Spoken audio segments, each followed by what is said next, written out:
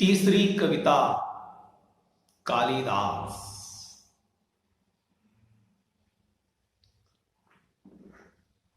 कालिदास हिंदी के विख्यात कवि नागार्जुन द्वारा लिखित एक श्रेष्ठतम ऐसी कविता है। बच्चों, कवि नागार्जुन का असली नाम वैद्यनाथ मिश्र था। ध्यान में रखना है, हिंदी के विख्यात कवि कालिदास, हिंदी के विख्यात कवि नागार्जुन का असली नाम वैद्यनाथ मिश्र। बच्चों, कवि नागार्जुन ने कालिदास नाम की यह कविता अत्यंत सुंदर कविता, बेहतरीन ऐसी कविता है।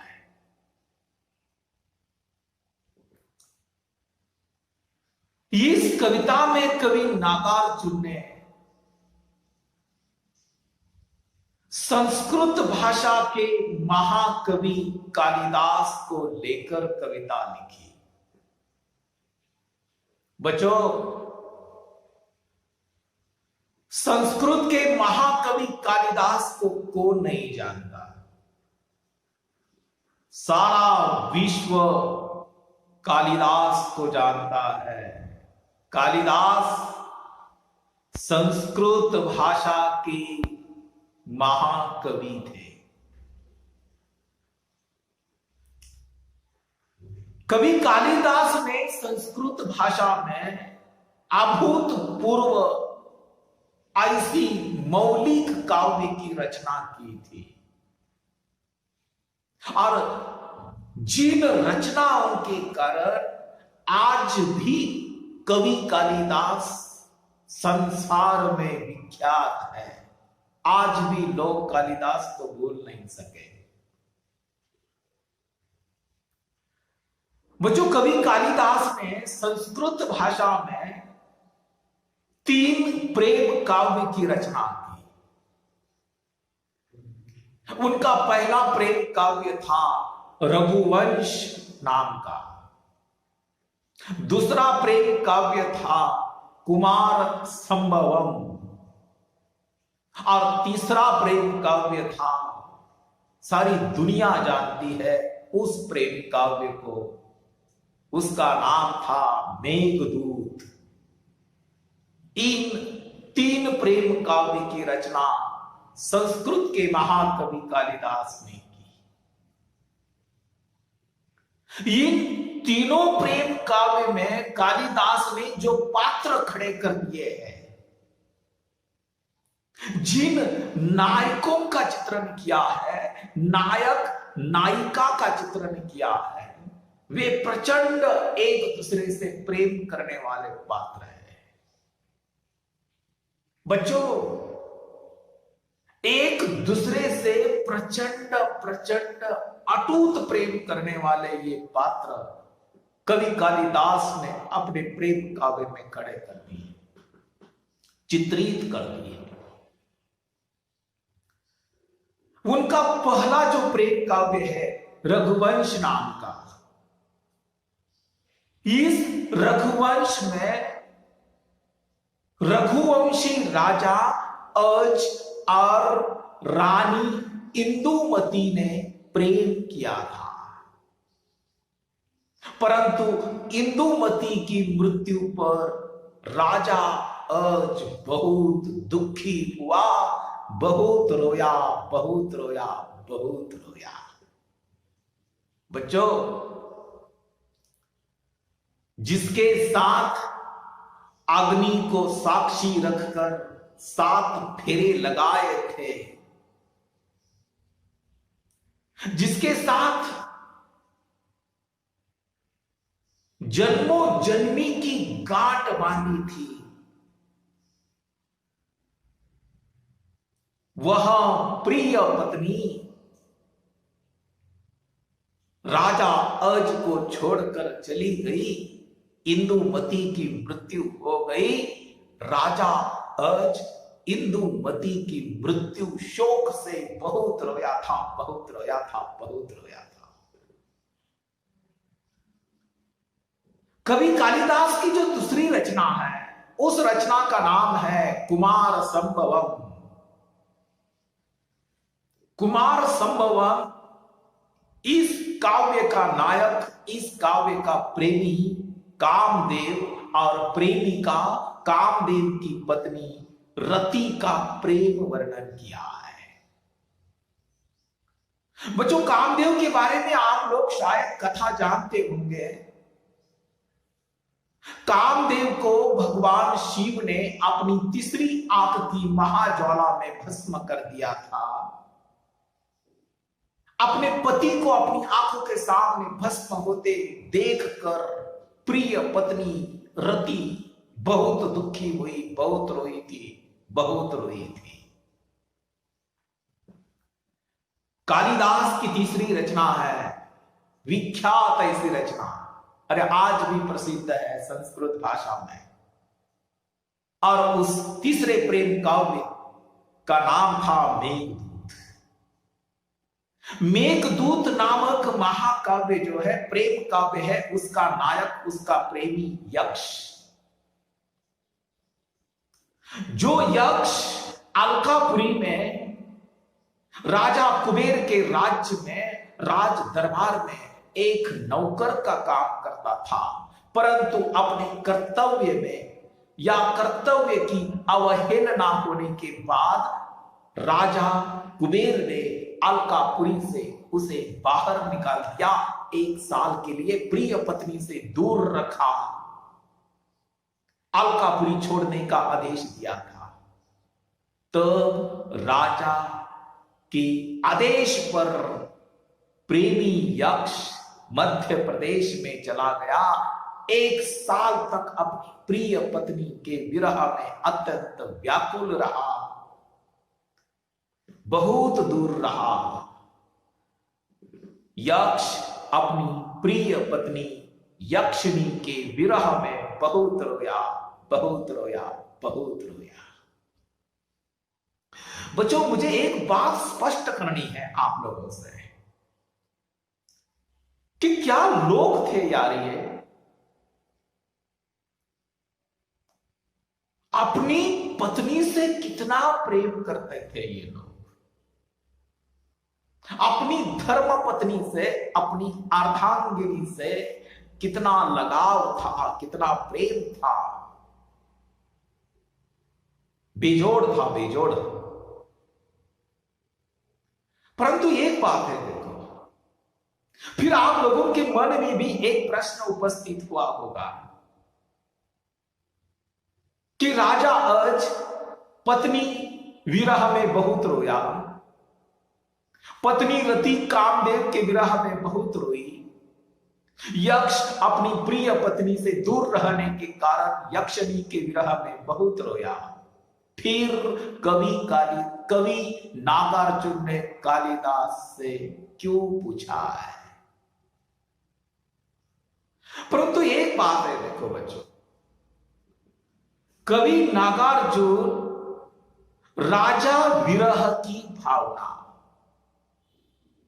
कामदेव की मृत्यु पर रति की विरह भावना और यक्ष की अपनी स्वयं की विरह भावना, इन विरह भावना का उल्लेख करके कवि नागार्जुन कवि कालिदास से पूछते हैं कि इन पात्रों की जो व्यथा वेदना है, इन प्रेमियों की जो व्यथा वेदना है, क्या उसमें स्वयं कालिदास की अपनी भावना का समावेश तो नहीं है?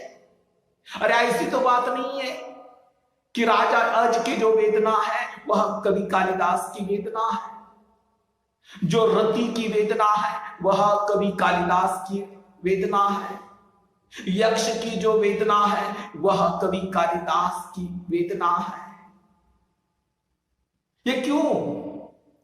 क्योंकि बच्चों, जिस समय कोई भी कवि कविता करता है, कोई भी कवि कविता करता है, रचना करता है, उस समय वह अपनी जो व्यथा वेदना होती है, अपनी जो भावना होती है, वह भावना कविता में व्यक्त करता है। किसी पात्र के माध्यम से कवि स्वयं खड़ा हो जाता है उस कविता में। कवि अपने दुख जो है, अपने मन की जो वेदना है, अपने मन की वेदना को कविता में चित्रित करता है। यानी कवि उस रचना में, उस कविता में स्वयं एक पात्र बनकर खड़ा हो जाता है। कवि कालिदास ने 3 महाकाव्यों की रचना की और उन 3 महाकाव्यों में जिन पात्रों को खड़ा कर दिया, जिन प्रेमियों को खड़ा कर दिया, उनका जो दुख है वह कवि कालिदास का तो दुख नहीं है। कवि नागार्जुन महाकवि कालिदास से पूछते हैं। बच्चों, मैं कविता की पंक्तियां पढ़ता हूं। कविता बहुत आसान है, बहुत सुंदर है। कवि नागार्जुन कालिदास से पूछते हैं, कालिदास सच सच बतलाना।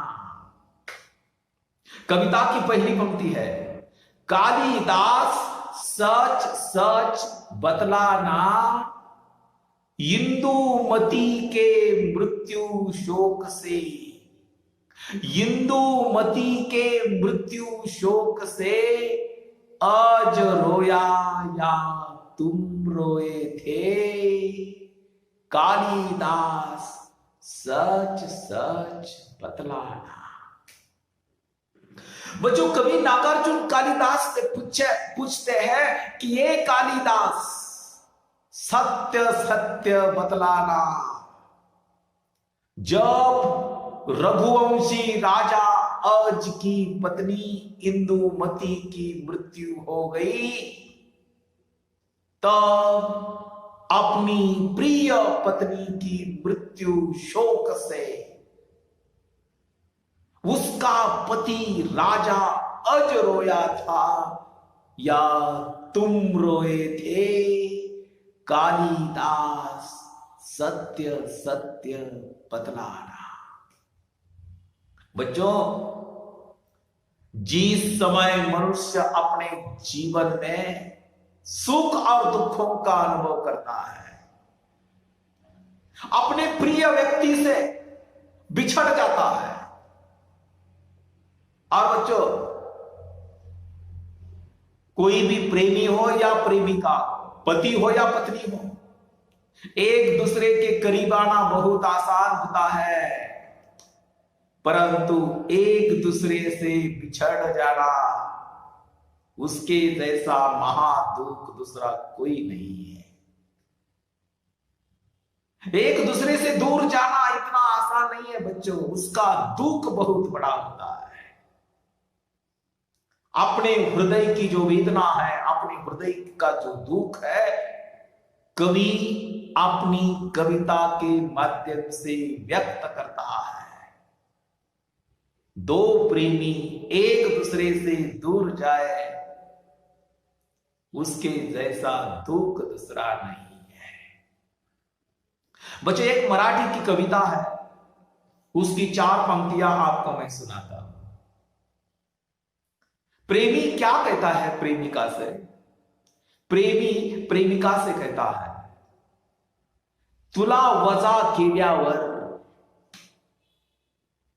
तुला वजा केल्यावर बाकी काही उरत नाही, तुला वजा केल्यावर बाकी काही उरत नाही, तुझ्याशिवाय मी आयुष्य, तुझ्याशिवाय मी आयुष्य आयुष्यच धरत नाही, आयुष्यच धरत नाही। बच्चों, प्रेम कोई खेल नहीं है, और मैं तो स्पष्ट कह देता हूं, ये जो प्रेम का मार्ग है ना, वह बहुत उबड़ खबड़ है। जहां फूल भी है वहां कांटे भी है। ये मार्ग इतना आसान नहीं है, अनेक रुकावटें हैं, अनेक संघर्ष है। मैं तो यही कहूंगा, आग का दरिया है वो। इस मार्ग पर चलने की कोशिश नहीं करनी है बच्चों, नहीं।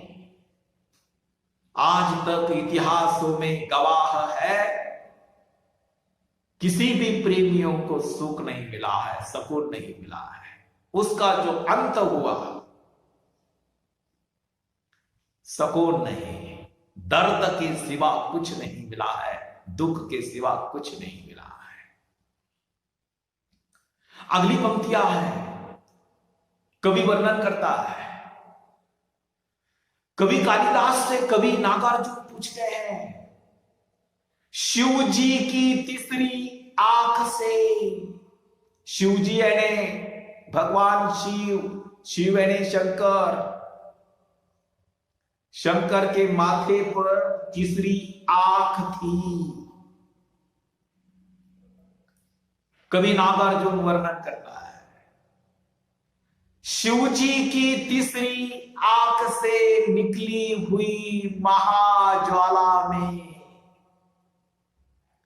घृत मिश्रित सूखी समीधा सम। घृत मिश्रित यानी जिस समय हम यज्ञ करते हैं और यज्ञ की जो सामग्री होती है ना, वह सहज जलती है। कामदेव जब भस्म हो गया, रति का क्रदन सुन आंसू से, तुमने ही तो द्रुगध हुए थे, द्रुगैने आंखें। कालिदास सच सच बतलाना, रति रोई या तुम रोए थे। कालिदास सच सच बतलाना। बच्चों, कुमार संभवम कवि कालिदास का प्रेम काव्य रचना है, और उस रचना का नायक कामदेव है और उसकी पत्नी नायिका रति है। कामदेव और रति। बच्चों, क्या हुआ था, एक किस्सा बता देता हूं मैं। इनके संदर्भ में एक किस्सा है, एक कहानी है, एक कथा है। तारकासुर नामक एक राक्षस था। राक्षस का नाम क्या था? तारकासुर। तारकासुर नाम का एक राक्षस था, और वह राक्षस सभी देवताओं को परेशान कर रहा था। सभी देवता उससे परेशान हो गए थे। अरे, आदमी भी परेशान होते हैं ना, क्योंकि अरे वो तो स्वर्ग में होगा, इस धरती पर भी कम राक्षस है क्या? राक्षसी प्रवृत्ति के लोग भी समाज में आज भी जिंदा है। जो देवता समान लोग, अच्छे लोग, उनसे परेशान हो गए हैं। तारकासुर नामक एक राक्षस था। वह राक्षस सभी देवताओं को परेशान कर रहा था। सारे देवता परेशान हो गए कि अभी क्या किया जाए, उसका हल क्या है। सारे देवताओं की एक सभा हुई, सारे देवता एकत्र आ गए, उनकी सभा हुई, उनकी मीटिंग हुई। सभी देवता आ गए और सभी के सामने एक ही प्रश्न था कि तारकासुर को कौन मारेगा, तारकासुर से छुटकारा कौन पाए। तब उस मीटिंग में इंद्र देवता बैठे हुए थे। इंद्र देवता के बारे में कई किस्से हैं, अभी बताने के लिए समय नहीं है। जब कभी समय मिल जाए तो इंद्र देवता की जो किस्से हैं मैं जरूर बता दूंगा। इंद्र देवता वो सभा में बैठे हुए थे और इंद्र देवता ने सभी देवताओं से कहा, तारकासुर को मारा जा सकता है। तारकासुर जो हमें परेशान करता है ना, उससे छुटकारा मिल सकता है। लेकिन एक बात है कि हिमालय की पुत्री पार्वती अगर भगवान शिव से विवाह करे और भगवान शिव और पार्वती का विवाह हो जाने के बाद उनका जो अपत्य होगा, संतान होगी, वह संतान, वह लड़का जो जन्म लेगा उसका नाम कार्तिकेय, वही तारकासुर का वध कर सकता है। ये किसने कहा? भगवान इंद्र ने कहा। और ये कौन सी बात है? हिमालय की पुत्री पार्वती भगवान शंकर की ओर आकर्षित हो जाएगी, भगवान शंकर उसको देखेंगे, फिर विवाह होगा, फिर लड़का होगा और वह लड़का तारकासुर का वध करेगा। बच्चों, यह समय ऐसा था कि भगवान शिव उस समय हिमालय पर्वत पर देवदारू वृक्ष के नीचे समाधि अवस्था में बैठे थे। समाधि अवस्था में क्यों बैठे थे? इसका कारण यह था कि भगवान शिव की पहली पत्नी राजा दक्ष की लड़की, जिसका नाम था सती, उस सती ने, यानी भगवान शिव की जो पहली पत्नी थी सती ने अपने पिताजी राजा दक्ष के घर के सामने जो यज्ञ समारंभ चल रहा था, उस यज्ञ समारंभ में कूदकर, अग्नि में कूदकर स्वयं की जान दी थी। और अपनी पत्नी के विरह में भगवान शिव हिमालय पर्वत पर देवदारू वृक्ष के नीचे समाधि अवस्था में बैठे हुए थे। और उस हिमालय पर्वत पर जहां भगवान शिव समाधि अवस्था में देवदारू वृक्ष के नीचे बैठे हुए थे, वहां कभी कभी पूजन करने के लिए पार्वती वहां आ जाती थी। अभी ये काम करेगा कौन? भगवान शिव की समाधि को कौन भंग करेगा? भगवान शिव की समाधि को भंग करना है, उन्हें विचलित करना है। उस समय पार्वती वहां होनी चाहिए, फिर दोनों एक दूसरे को देखेंगे। यह जिम्मेदारी, यह काम, भगवान शिव की समाधि को भंग करने का काम कामदेव ने अपने सिर पर ले लिया। बच्चों, ये कामदेव जो था ना, यह बहुत सुंदर था। जिस समय इसका जन्म हुआ उसी समय संपूर्ण विश्व में, प्रकृति में, सृष्टि में सुगंध फैल गई थी। और उसकी पत्नी रति भी बेहद सुंदर थी। एक दूसरे से बेहद प्रेम करने वाले ये पात्र।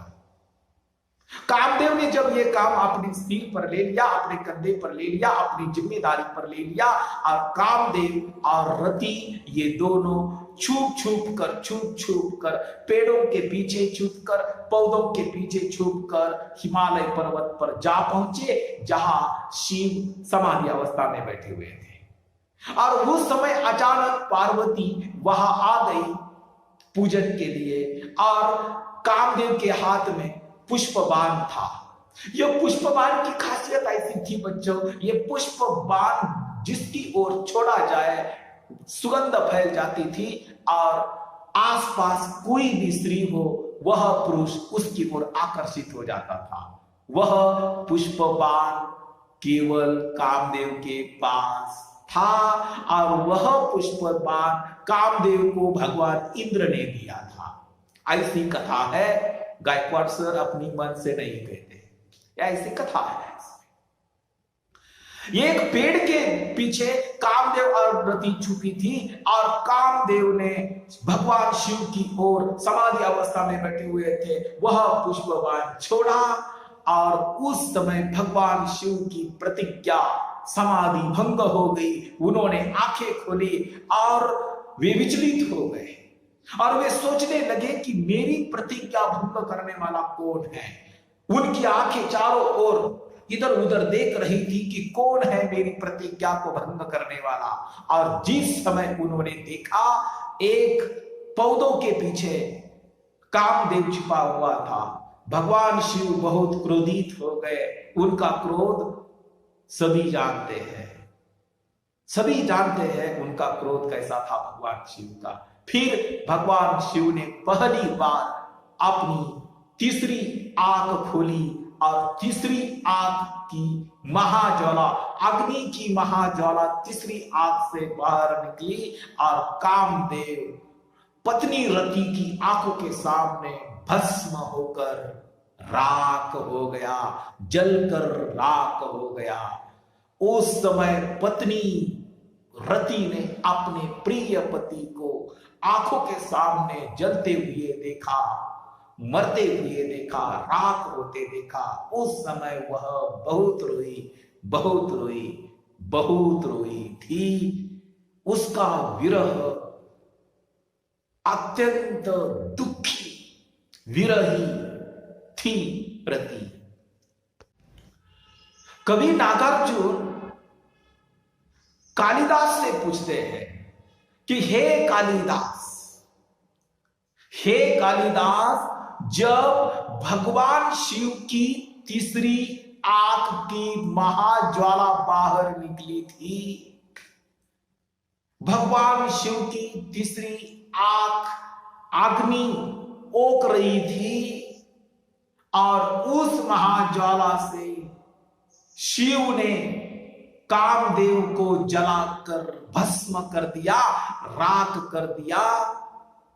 जब कामदेव अग्नि में भस्म हो गया, तब कामदेव के मृत्यु शोक पर उसकी प्रिय पत्नी रति बहुत रोई, बहुत रोई।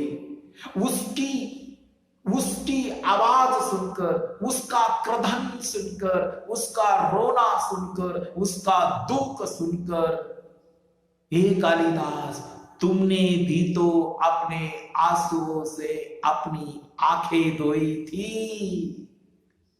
रति के शोक से, रति के दुख से तुम भी तो रोए थे। कालिदास सत्य सत्य बतलाना, रति रोई थी या तुम रोए थे? कालिदास सत्य सत्य बतलाना। अगली पंक्ति है, वर्षा ऋतु की स्निग्ध भूमिका, वर्षा ऋतु की स्निग्ध भूमिका, प्रथम दिवस आषाढ़ मास का,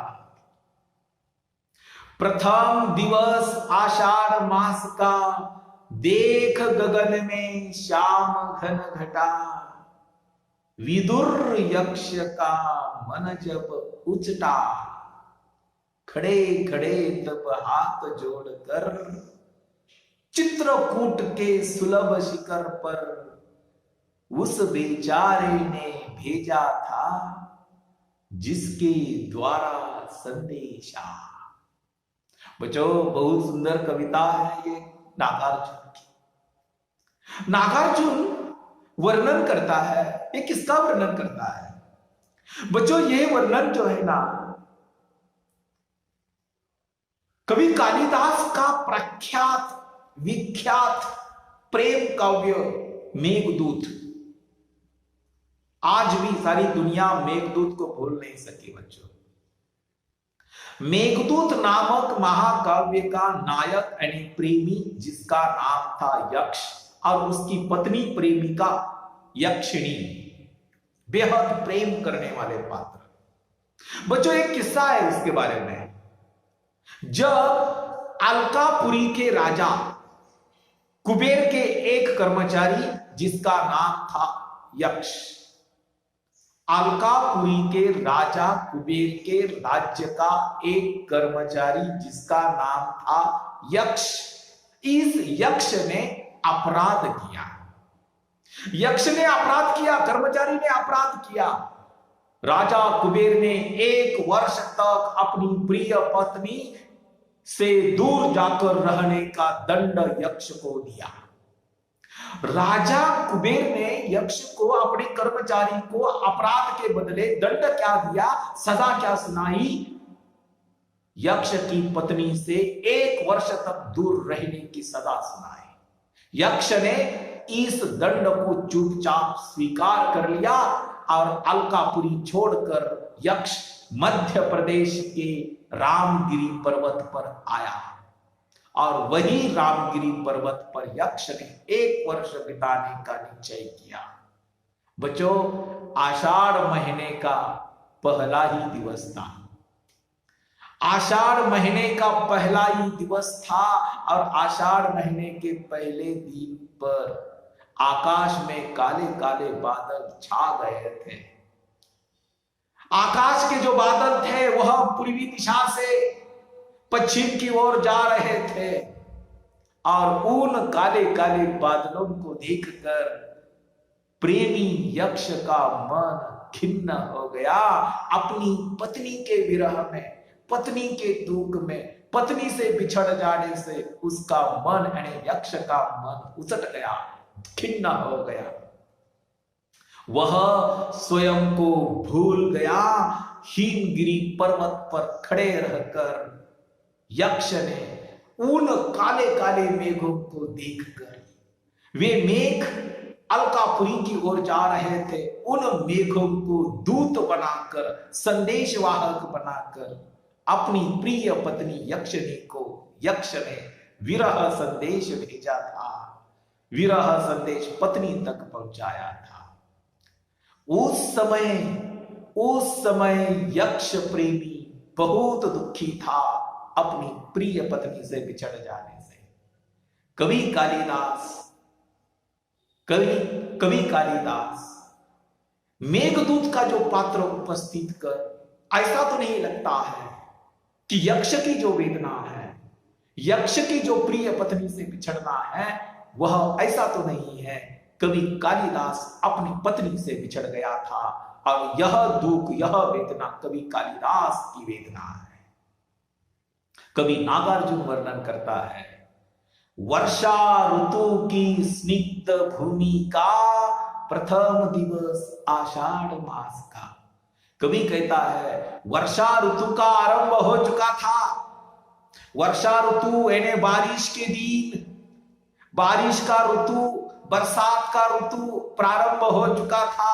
आषाढ़ महीने का पहला ही दिवस था और आकाश में काले काले मेघ देखकर, बादलों को देखकर विदुर यानी दुखी यक्ष का मन जब खिन्न हुआ, दुखी हुआ, चित्रकूट के सुलभ शिखर पर वह खड़े खड़े होकर उस बेचारे यक्ष ने पत्नी के लिए जिसके माध्यम से प्यार का संदेश भेजा था, कवि नागार्जुन कालिदास से पूछते हैं, चित्रकूट के सुलभ शिखर पर उस बेचारे ने भेजा था जिसके ही द्वारा संदेशा। अरे चित्रकूट के उस शिखर पर, हिमगिरी पर्वत पर, रामगिरी पर्वत पर खड़े होकर यक्ष ने अपनी पत्नी को विरह संदेश भेजा था।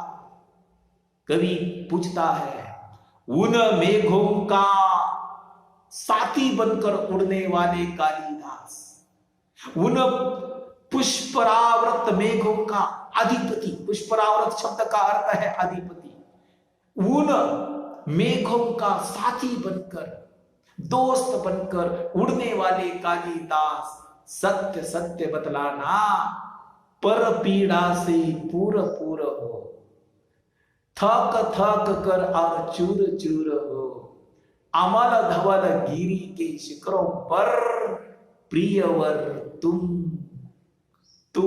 कब तक सोए थे। कवि नागार्जुन यक्ष से कहते हैं, कवि नागार्जुन कालिदास से पूछते हैं कि ये कालिदास, वर्षा ऋतु का आरंभ हो चुका था, बरसात के दिन प्रारंभ हो चुके थे, आषाढ़ का पहला दिन था, आकाश में काले काले बादल छा गए थे।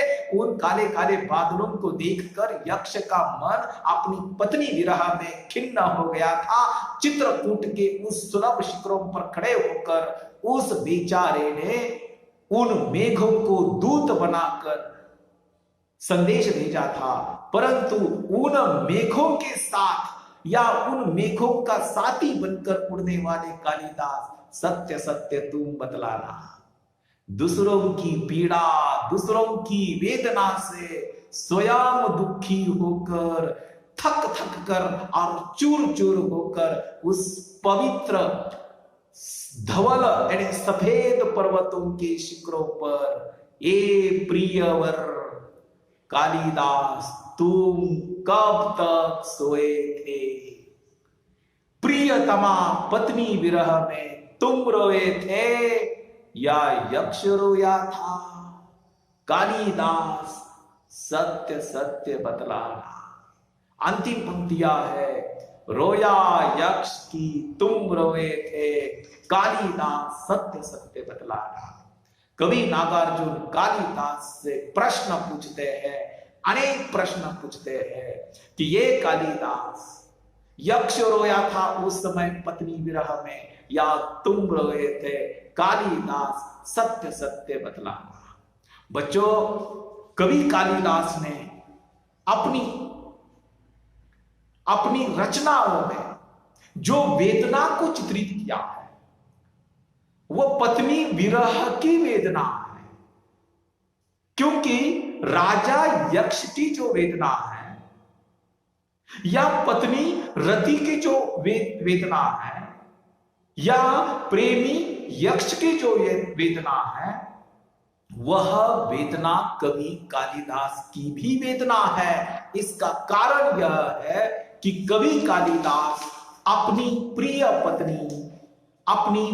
पत्नी विद्योत्तमा से बहुत प्रेम करते थे और एक दिन अपनी पत्नी विद्योत्तमा ने कवि कालिदास को मूर्ख कवि कहा था और उसे कहा था, अपने पति से कहा था, कालिदास ने कहा था, पत्नी ने कहा था, क्या कहा था? घर से निकाल दिया और उसे कहा था विद्वान बनकर आओ। पत्नी ने कवि कालिदास से कहा था विद्वान बनकर आओ, ये मूर्ख कवि, विद्वान बनकर आओ। कवि कालिदास ने अपना घर छोड़ा था, पत्नी को छोड़ा था, जिससे बेहद प्रेम करता था कवि कालिदास, और अपनी पत्नी को छोड़कर वह बहुत दूर चला गया और अपने पत्नी के विरह में उसने प्रेम काव्यों की रचना की है। परंतु इन तीनों प्रेम काव्य में जो पात्र उपस्थित किए, जो प्रेमी प्रेमिका उपस्थित की है, चित्रित की है, उनकी जगह कवि कालिदास है। राजा अज का दुख, रति की वेदना, यक्ष की वेदना, यह केवल उनकी वैयक्तिक वेदना नहीं है, तो वह वेदना कवि कालिदास की स्वयं की वेदना है। क्योंकि बच्चों, जिस समय कोई भी कवि कविता लिखता है, कविता करता है, तो उस कविता में कवि की वैयक्तिक भावना चित्रित होती है, कवि का वैयक्तिक सुख और दुख चित्रित होता है। कवि नागार्जुन ने कालिदास के बहाने इस कविता में, यानी कालिदास के बहाने इस कविता में कालिदास से अनेक प्रश्न पूछे हैं, और यह कविता इसीलिए मुझे तो बहुत पसंद है। एक बेहतरीन ऐसी कविता कहा जाए तो ठीक है।